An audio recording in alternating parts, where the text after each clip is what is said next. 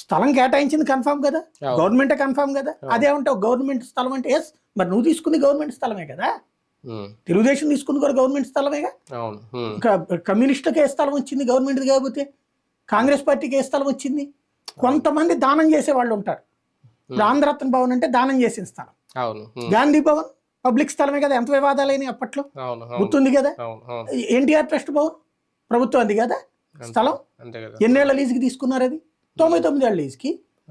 అంటే మనం చేస్తే కరెక్ట్, ఎదురోళ్ళు చేస్తే తప్పండి. నేను అనేది నువ్వు కబ్జా అనేటటువంటి పాయింట్ ఆఫ్ వ్యూలోకి వచ్చినప్పుడు, ఇప్పుడు ఫర్ ఎగ్జాంపుల్ అదే చెప్పారు హయగ్రీవా భూములు అన్నారు. హయగ్రీవా భూములు అసలు ఏ పర్పస్ కిందకి ఇచ్చారు విశాఖపట్నంలో? అది అనాథాశ్రమం కోసం ఇచ్చారు. ఎవరిచ్చారు? అది రాజశేఖర రెడ్డి హయాంలో ఇచ్చారు. రాజశేఖర రెడ్డి హయాంలో అనాథాశ్రమం పెట్టుకోండి, వాస్తవంగా అదొక పెద్ద నాటకం. అనాథాశ్రమానికి అన్ని ఎకరాలు ఇస్తారా, కోట్ల రూపాయలు విలువైంది ఇస్తారా?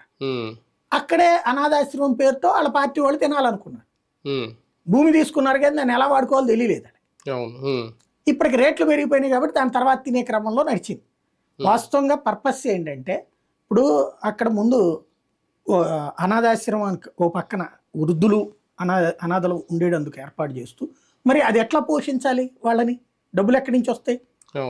దాతల నుంచి రాకపోతే ఎట్లాగే సర్వైవల్? అందుకోసమని అక్కడ వ్యాపార కన్స్ట్రక్షన్స్ చేసుకుని ఈ వచ్చే డబ్బులతో వాళ్ళని పోషించాలి అన్నది పర్పస్. అది ఆ రోజు తీసుకుంది. బట్ ఆ